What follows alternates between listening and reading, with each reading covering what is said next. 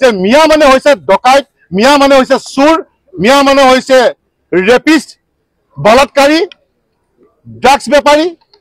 গতিকে আপোনালোকে দেখিছে বা অসমবাসী ৰাইজে আমি আজি ভুক্তভোগী যে আমাৰ লাখ লাখ হেক্টৰ আজি ভূমি আজি অবৈধ বাংলাদেশী আজি লৈ লৈছে, আমাৰ সত্ৰ মাটি লৈ লৈছে, আমাৰ নামঘৰ লৈ লৈছে, আমাৰ মন্দিৰ লৈ লৈছে।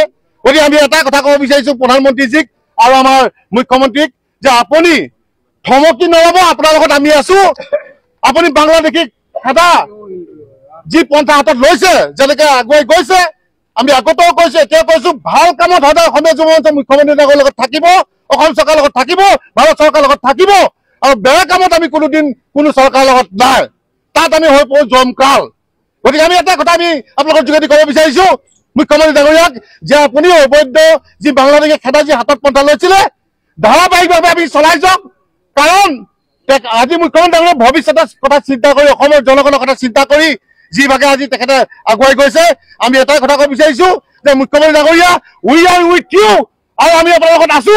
আপুনি অসমৰ পৰা যে মিয়া মানে হৈছে ডকাইত, মিয়া মানে হৈছে চোৰ, মিয়া মানে হৈছে ৰেপিষ্ট, বলাৎকাৰী, ড্ৰাগছ বেপাৰী।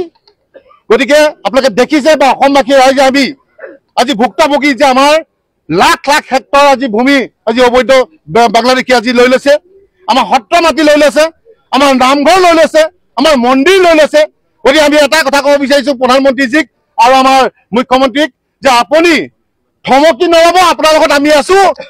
আপুনি বাংলাদেশীক খেদা যি পন্থা হাতত লৈছে, যেনেকৈ আগুৱাই গৈছে, আমি আগতেও কৈছো, এতিয়া কৈছো, ভাল কামত সদায় অসমীয়া যুৱ মঞ্চ মুখ্যমন্ত্ৰীৰ লগত থাকিব, অসম চৰকাৰৰ লগত থাকিব, ভাৰত চৰকাৰৰ লগত থাকিব।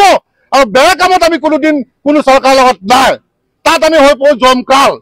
গতিকে আমি এটা কথা আমি আপোনালোকৰ যোগেদি ক'ব বিচাৰিছো মুখ্যমন্ত্ৰী ডাঙৰীয়াক যে আপুনি অবৈধ যি বাংলাদেশে খেদা যি হাতত পন্থা লৈছিলে ধাৰাবাহিকভাৱে আমি চলাই যাওক।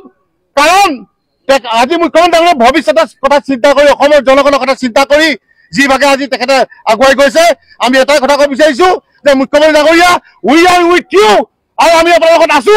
আপুনি অসমৰ পৰা